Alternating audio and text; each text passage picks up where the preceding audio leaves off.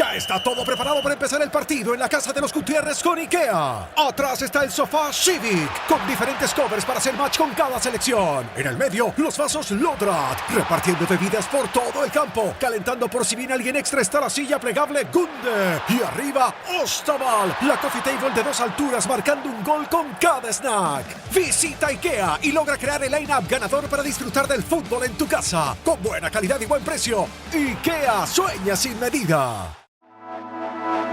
Ser podcast. Las 7 de hoy por hoy. Ser podcast. Hola, buenos días. En un día en el que la crónica política se va a escribir a partir de la comparecencia de Pedro Sánchez en el Congreso para dar explicaciones sobre los distintos casos de corrupción que cercan al gobierno, pocas horas después de que hayamos conocido la sentencia del Supremo contra Ábalos y Koldo.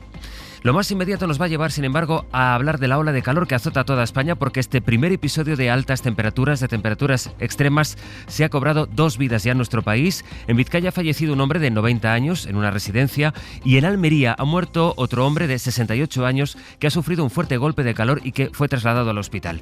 El calor aprieta con fuerza en toda Europa. En muchos países está siendo una ola de calor histórica y se están alcanzando temperaturas de las que no hay precedentes. Es el caso de Francia, donde ayer vivieron el día más caluroso desde que hay registros, desde 1947, y hoy son 58 los departamentos en alerta roja. Allí ya son 40 las personas que han muerto por motivos relacionados con el episodio de calor, 20 de ellas ahogadas.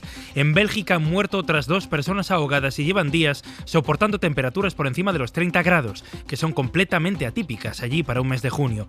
Ocurre lo mismo en Reino Unido. La BBC calcula que este fin de semana pueden rozar en algunos puntos los 40 grados. La última hora nos lleva también a los trenes, porque Adif ha confirmado poco después de las 6 de la mañana que la incidencia en la catenaria, que desde ayer por la tarde mantenía la línea de alta velocidad Madrid-Sevilla interrumpida, se ha resuelto esa incidencia. La infraestructura ya está a disposición de las compañías para que a partir de ahora ya puedan circular sus trenes, pero a lo largo de la madrugada las estaciones de Madrid, de Sevilla y de Córdoba han permanecido abiertas para acoger a los viajeros afectados. Situación hasta ahora. Redacción en Andalucía. Javier Márquez, buenos días. Buenos días. Adif da por resuelta la incidencia y Renfe prevé que a lo largo de la mañana todas las circulaciones se produzcan con normalidad. Si hay alguna incidencia, dicen, será porque hay que reorganizar todas las circulaciones después de lo ocurrido ayer. La caída de un cable de alta tensión de la red nacional sobre la catenaria fue la que provocó que se produjera una falta de tensión en ambas vías.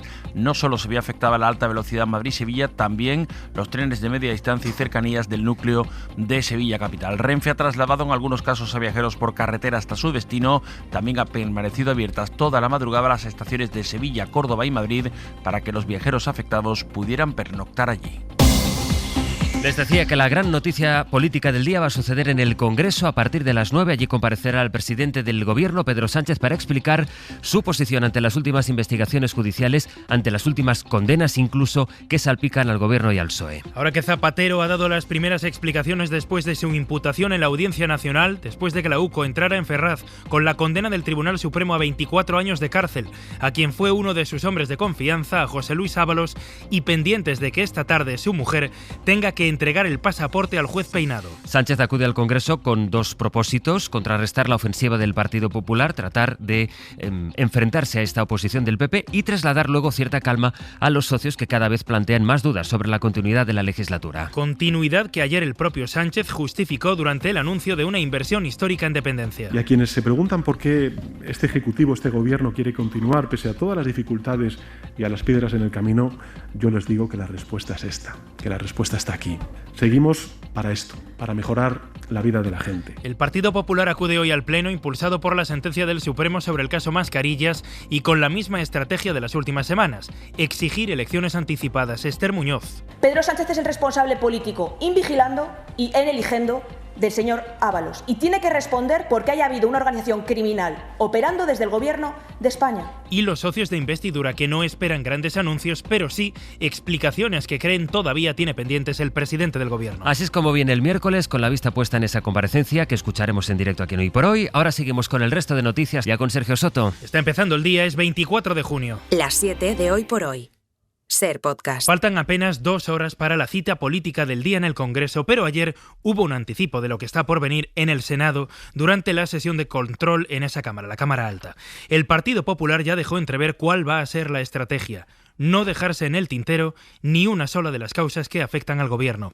Isabel Fernández Pedrote, buenos días. Hola Sergio, buenos días. El Partido Socialista lo que hace es esforzarse en defender su capacidad de reacción a todos los escándalos y señala al Partido Popular porque aseguran ellos no pueden decir lo mismo. Adriana Jordán, buenos días. Buenos días. El Gobierno, que ha respaldado la sentencia y ha destacado el escrupuloso trabajo del Supremo, va a defender su forma de actuar contra la corrupción. En el control del Senado, que servía de previa de la sesión del Congreso, el ministro de Justicia aprovechaba para censurar el comportamiento de José Luis Ábalos. Nos asquea, nos repugna, y nos repugna más cuando son personas que han sido nombradas por este gobierno. El PP también ensayaba su estrategia este martes en la Cámara Alta. Iban con todo, contra Pedro Sánchez, Zapatero, Leire Díez, Santos Cerdán, también contra Ábalos y Koldo García. Porque se huele miedo, señor Bolaños.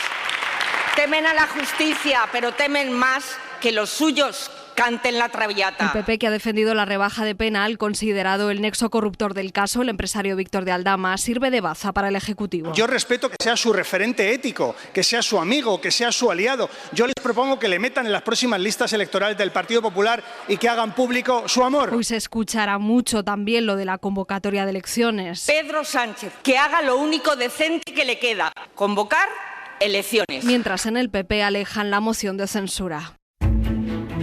Hoy por hoy noticias. Ser Podcast. A la situación política marcada por lo judicial, 2 casos más, 2 investigaciones por corrupción. Primero, la UDEF ve indicios de malversación y prevaricación en el gobierno del PP de Melilla durante el proyecto de construcción del primer gran centro comercial de la ciudad. La policía cuestiona la adjudicación en 2017 de los terrenos en los que se levantó ese parque comercial. Fue durante el 5º mandato del varón popular Juan José Imbroda, que sigue siendo presidente. La investigación nace de otro caso de corrupción completamente distinto, el que instruye un juzgado de Melilla por la presunta compra de voto por correo en 2023. Durante el registro del domicilio a uno de los implicados, la policía encontró un documento manuscrito con un esquema sobre lo que el autor llama Operación Valenzuela y en el que aparece el apellido de Imbroda. Ahí es donde aparecen los terrenos que el gobierno de Melilla liberó y sobre los que luego se construyó el complejo. El gobierno de Imbroda dice que todo es falso. Cuenta El País que el Ejecutivo melillense ha tenido acceso a ese informe de manera extraoficial y critican su rigor. Dicen que se basa, literalmente, en un trozo de libreta de cuadritos con unos apuntes a mano. Y el segundo en Soria, donde la Guardia Civil detuvo ayer a 6 personas después de registrar el ayuntamiento en una investigación por tráfico de influencias y blanqueo en la adjudicación de contratos del Departamento de Comercio. Entre los detenidos está la concejala de esta cartera en un consistorio que hasta hace apenas 2 meses dirigía quien ahora es el líder y candidato del PSOE en Castilla y León, Carlos Martínez. Ser Soria, Eva Sánchez, buenos días. Buenos días. El registro de la Guardia Civil se producía durante cerca de 11 horas, un operativo del juzgado número 3 de Soria, en el que el centro de toda la investigación aparece una empresa, Biosfera Soria SL, con la que el consistorio ha suscrito varios contratos menores en los últimos años por actividades relacionadas con el medio ambiente que superan los 150.000 euros. La concejala detenida, Yolanda Santos, formaba parte en su día del accionariado de esta empresa, cuando entró en el ayuntamiento en 2019 con el exalcalde socialista Carlos Martínez. Traspasó sus participaciones a un familiar cercano, supuestamente su marido, que también está detenido.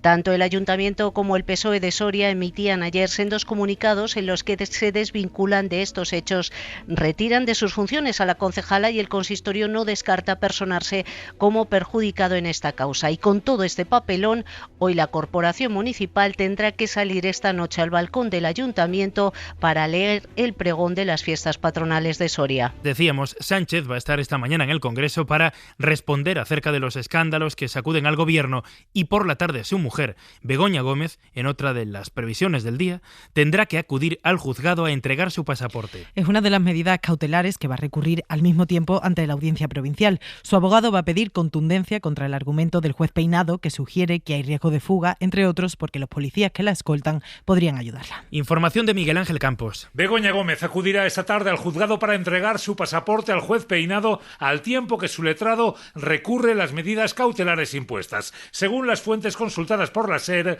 su defensa reclama en su escrito firmeza a la Audiencia Provincial contra los argumentos de Peinado, quien ha dicho que la Policía Policía Nacional podría ayudarla a fugarse, que el tribunal muestre sin género de dudas su repulsa a la postura de Peinado, que su abogado considera absurda, inaceptable y ofensiva hacia la Policía Nacional. Recuerda en el mismo escrito que los agentes, desde la lucha antiterrorista hasta el narcotráfico, la corrupción o el crimen organizado, han ofrecido un servicio ejemplar y no merecen la desconsideración de Peinado, quien ha insinuado que pueden estar dispuestos a cometer delito de encubrimiento para permitir la huida de Begoña Gómez. La defensa de su asistenta, Cristina Álvarez, entregó ayer el pasaporte y también recurrió la decisión. Y en Andalucía, Juanma Moreno presiona para forzar la investidura cuanto antes. El líder del PP andaluz pidió ayer al presidente del Parlamento, que hoy termina la ronda de contacto con los grupos, que convoque el Pleno lo antes posible para garantizar, dice, la estabilidad de gobierno.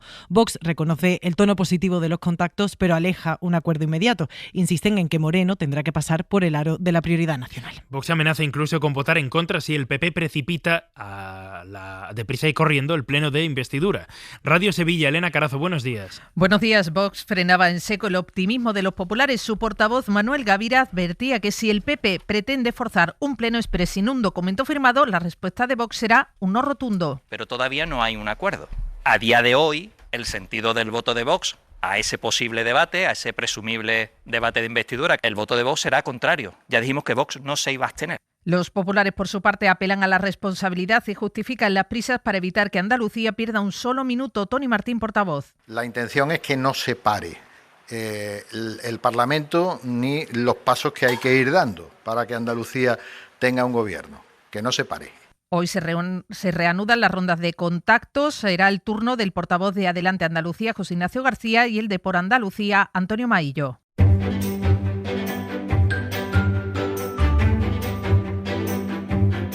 Hoy por hoy noticias.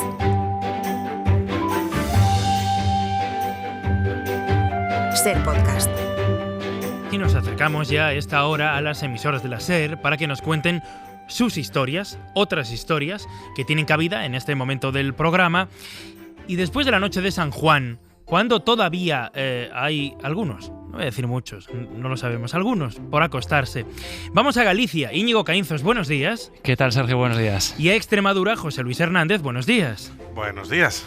Íñigo, cuéntame, nos vas a hablar, más allá de quienes siguen despiertos, de la tradición de las hierbas las hierbas de San Juan, que en Galicia para mucha gente supone una tradición sagrada. Sí, son la malva, el helecho, el romero, la hierba luisa, el linojo, la retama o el hipérico. Son las 7 hierbas de San Juan, a serviñas de San Juan. Aquí en Galicia son casi tan importantes como lo que hemos tenido esta noche. Comer sardinas, saltar las cacharelas, hacer la queimada. ¿Y qué es lo que se hace? Pues se recogen las plantas que uno se encuentra en la lista, no tienen por qué ser todas, si son todas mejor. Y en la tarde de ayer, el 23, se ponen a remojo en un recipiente con agua. Se llama ese recipiente el cacho. La idea es que durante toda la noche se queden al aire. Hoy ha hecho mucho calor, habitualmente orvalla en esta noche, pero hoy no ha sido el caso.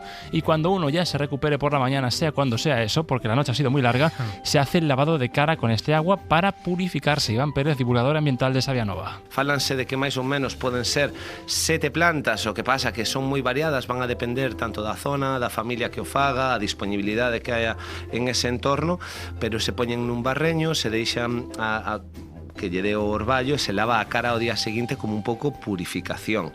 Hay tradición, pero también está la relación con la botánica, la salud y la creencia de que esta noche empieza un ciclo nuevo. Vale con lavarse la cara, no hace falta bebérselo. En principio mejor lavarse la cara porque imagínate el conglomerado de plantas, cómo puedes saber eso después de la noche de hoy, que para algunos ha sido muy larga, ¿eh? Para curarse de todo, digo. Efectivamente. José Luis, en lugar de grabar in situ, HBO en Cáceres ha recreado una ciudad de cartón piedra para rodar la nueva temporada de La Casa del Dragón, que vuelve ahí a Cáceres. En principio no ha vuelto, pero sí que va a estar reflejado de ese Cáceres como Desembarco del Rey, la plaza de San Jorge. Eso que en Juego de Tronos quedó un poco quemadico por aquello de las hogueras de San Juan, pero este año no hemos contado con el rodaje de la tercera edición del spin-off de La Casa del Dragón de Juego de Tronos. Se decidía rodar y recrear los espacios monumentales de Cáceres en los estudios que tienen en Londres, e incluso se llegaba a vender la utillería que mantenían en la ciudad de Cáceres a diferentes empresas, lo que venía siendo ya una tradición casi como la de las hierbas gallegas, que era que cada año llegaran los rodajes de Juego de Tronos hasta la ciudad de Cáceres. Parece que se pierde, aunque eso sí, se ven en la pantalla, pero se ven mucho mejor al natural. O sea que por no ir a Cáceres han creado un Cáceres de mentira. De mentira, totalmente, de cartón piedra. No sabemos si aguantará la lluvia londinense. Bueno, lo tendrán a cubierto.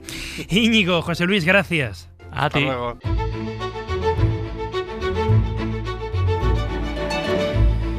Vamos ya con nuestra recomendación cultural para empezar el día. Hoy Pepa Blanes nos propone la lectura de un ensayo. Los historiadores buscan maneras de llevar el relato histórico a un público mayor.